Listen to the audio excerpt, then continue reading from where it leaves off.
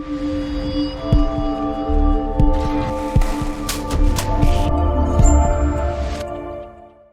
everybody, and welcome back to UE5 BP Guru. Today we're going to be, I was supposed to do my ladder tutorial today, but I'm going to do a bit of a quicker one now, and I'm just going to work on some explosive barrels. Let's just click play and see it working.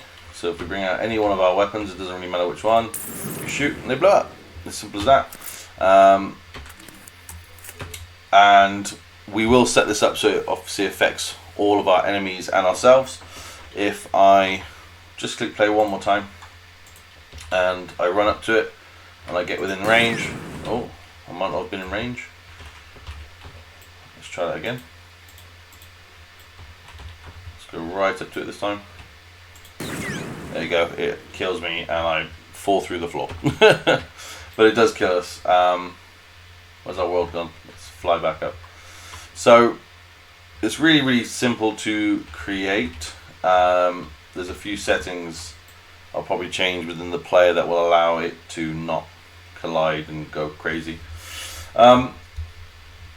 So the first thing to set up now, I've already set this up so it is all created, but create this in range field.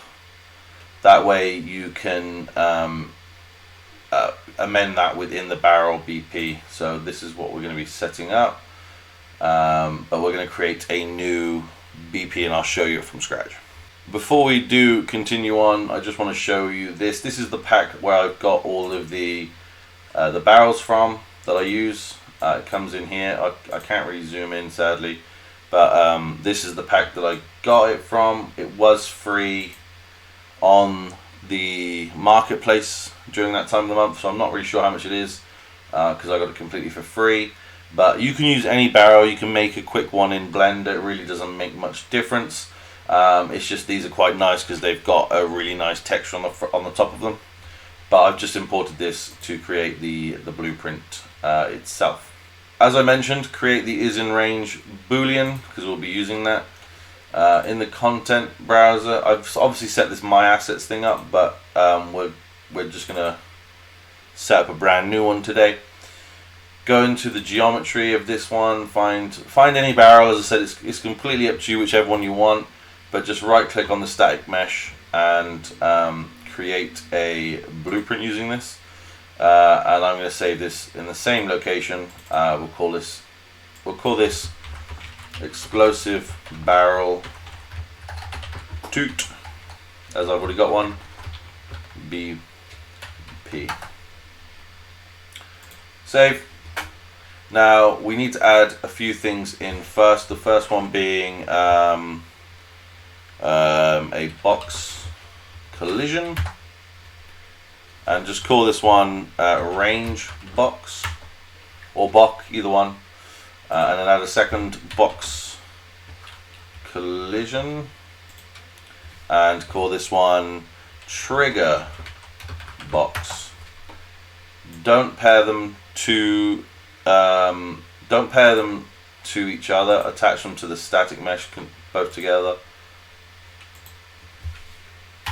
Now one of them needs to be just very small. So we're going to want to scale this up a little bit and bring it just, you kind of want it to be snug, because obviously if you had it all the way up here and someone shot above the barrel, it's going to blow up and that wouldn't look right, if that makes sense. So bring this one out, just make this one really big, because this one is for when there is a player or enemy stood inside of it. So drag that up just like so. There you go, that's looking pretty good. Compile. And on the range box we want to check if the player is in range. So come down, grab the begin and grab the end. And then for the trigger, we just want the begin overlap, because it's not going to survive much longer after that trigger goes off. Pull off, cast to third. We'll change this up a little bit down the line when we've got enemies and stuff. We'll create like a master enemy blueprint, and we'll have to do both of those simultaneously. But for now, we can just do this, and then we want to set is in range, and tick that true. Copy and paste this down, and obviously just make it untrue for the second part. There we go. We will want our event begin play, because we're going to need to set that third person. We'll have to set a variable for this. You'll understand why shortly. Cast to the third person character again. Get controller probably is easy enough, and then we want to set this. We want to promote this to a variable. Sorry, and I'm just for ease of use, I'm going to call this TPC. So third person character, just like so. Compile. So that's all that we need to do for this. Oh, didn't like that, did it? We'll just get player. Let's try and get player character. That should work now. Compile. That's better.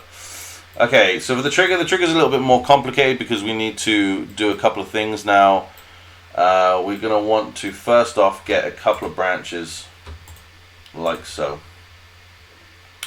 And we're going to want to pull off our third person character, and we're going to want to get pistol active. Okay, plug that in, and then the other thing we want to do is get rifle active. Again, you'll have to do this for all the weapons that we create, but basically it's just running through. The only reason we're doing this is because we want to get that projectile, because if we don't get the projectile, if we shoot, it's just gonna fail instantly. So get we want to cast to pistol projectile like so, and add that in there, and we want to cast to rifle projectile and stick that in the true. So you can already kind of guess what I'm going to do. I'm going to just, now everything after this is exactly the same, near enough. So I'm literally going to just copy and paste after this. But let's get, we called it sphere in ours, but obviously yours is all dependent on what you called yours. You want to get that static mesh basically. So whatever you called it, you could have called it bullet, sphere, static mesh, whatever it is. Get that, and then play sound at location, because eventually when we start setting up sounds and playing with that, we're going to want to make sure that this is only heard when we're, the further away, the less you hear it. It affects that as we progress, but we won't be messing with too much of that until we start world building a little more. So we want to do the same with this one. We want to get that sphere, because I'm pretty sure I called it the sphere in that one as well. Get world location, and then just copy and paste this again, and we'll plug that in. Now the sound, there is a bunch of sounds that kind of come with Unreal, and one of them that they do provide is an explosion sound, so we're just going to plug that in to both. Explosion, that's fine. Right, we're going to probably want to make it a little bit more space, because it does get a bit chaotic from this point on. So let's just do that. Right, we'll work now from this point on. We'll work on the one, and then we'll just copy and paste it over, and it should be exactly the same. So we want to now get our static mesh. We want to get that one's world location. We want to spawn an emitter now, so spawn emitter at location, and you probably guessed it, that location is going to be wherever our static mesh is placed in the world, like so. There we go. That should be easy peasy. And again, they provide an explosion emitter, so we can just plug that straight in, and it should now officially play an explosion sound and play the emitter completely fine without any issues. We now want to check a branch. So what we're checking for is what we set when the player enters that range box, and that's going to be our is in range boolean we just made. Is in range, like so. There we go. Is in range. Plug that in.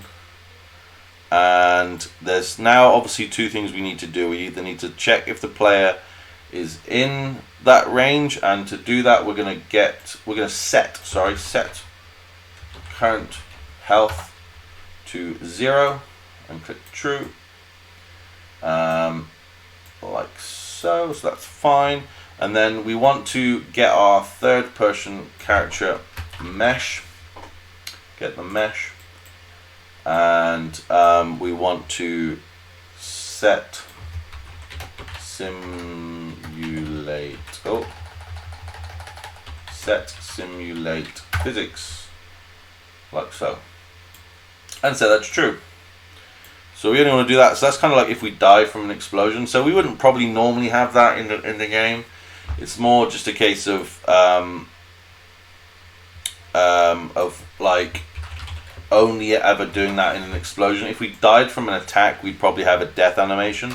But with an explosion, you kind of want to see the player kind of go flying, don't you? You don't want to see him just sort of fall to the ground. That wouldn't make sense. That doesn't happen with real explosions. People go flying when there's an explosion, you know? So we want to keep that kind of as realistic as possible.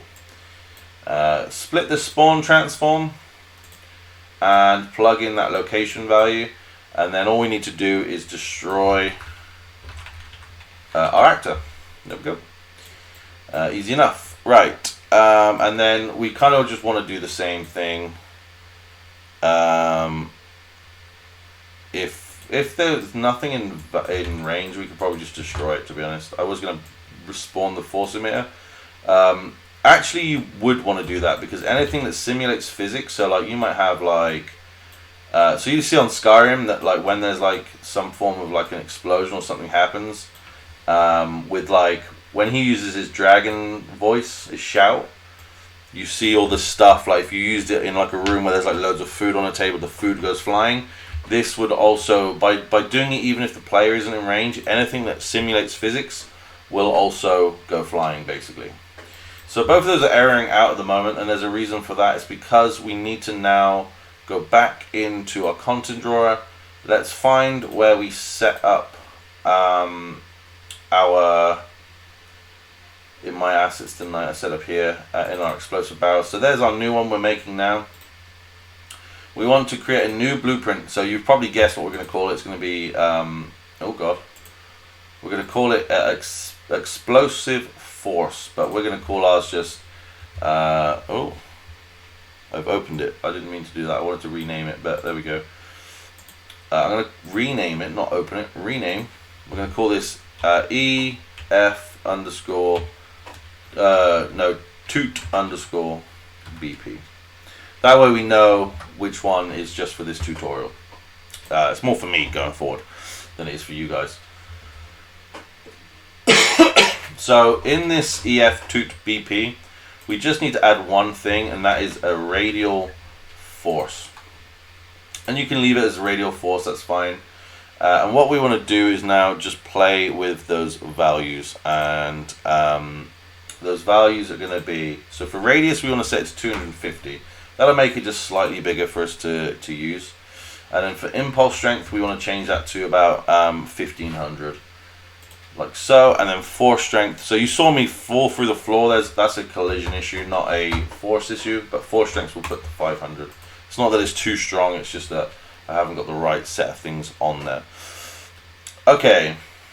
So that's set up. And it's literally, that's all you need to do. And then you just need to plug it into this. So just find that EF toot BP. Find that again, EF toot BP, and compile, and those errors should now disappear. And then all we need to do now is copy everything over, unclick the sound location part, copy and paste. It doesn't matter how close it is or how far away it is, but everything should be still set up the same. Compile, Drag that in there just in case we need to come back in.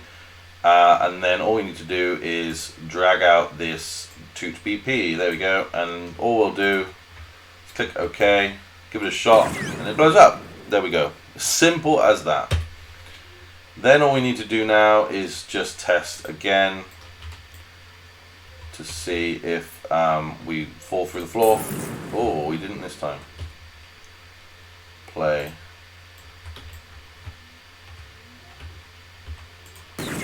Oh, okay. Oh, I've set these up backwards, that's why. So, that should be, sorry, rename that to save me messing around and changing it all around. Let's change that to, we'll call this ran box. I'm not trying to confuse anything, I apologize. Rename that trig.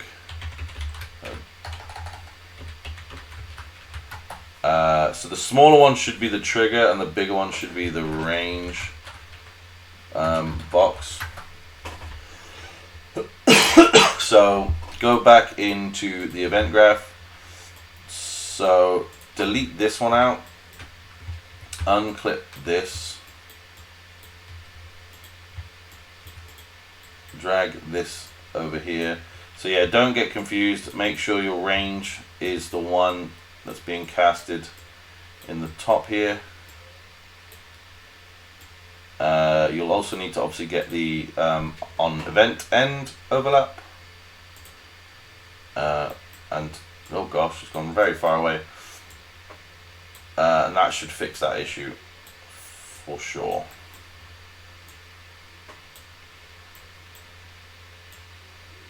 And don't forget to plug this back into both of these, wherever it is there. Compile, third person, let's give it a whirl. Let's walk back up to it. There we go, we fall through the floor, that's working. So it's setting it that ragdoll effect for sure. There's one thing I want to check now, so let's have a look at it. Okay, so what we want to do is click on our mesh, and we want to come down to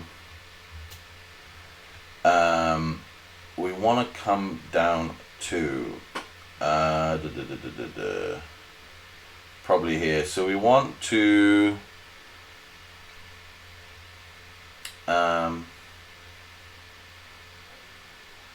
make sure enable gravity's on.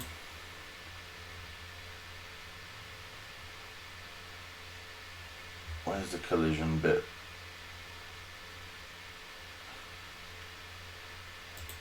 I want to simulate.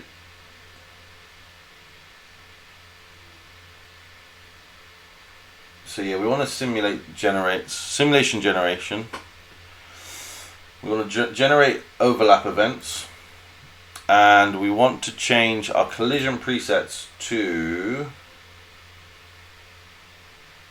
ragdoll. That's probably why. So let's have a look now.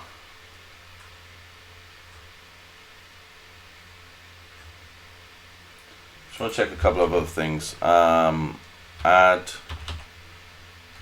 No, let's put an impulse. Apply impulse on damage. Yeah, and then I just want to check replicates physics to add it. Yeah, so I should be fine now. So let's see what happens next.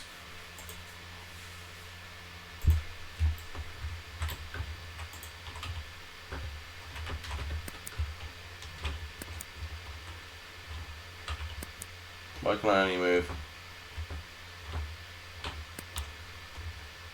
Oh, because I'm pressing the wrong button. I was really confused then. There we go. So we don't. Oh gosh. So it does work. This is a bit chaotic though.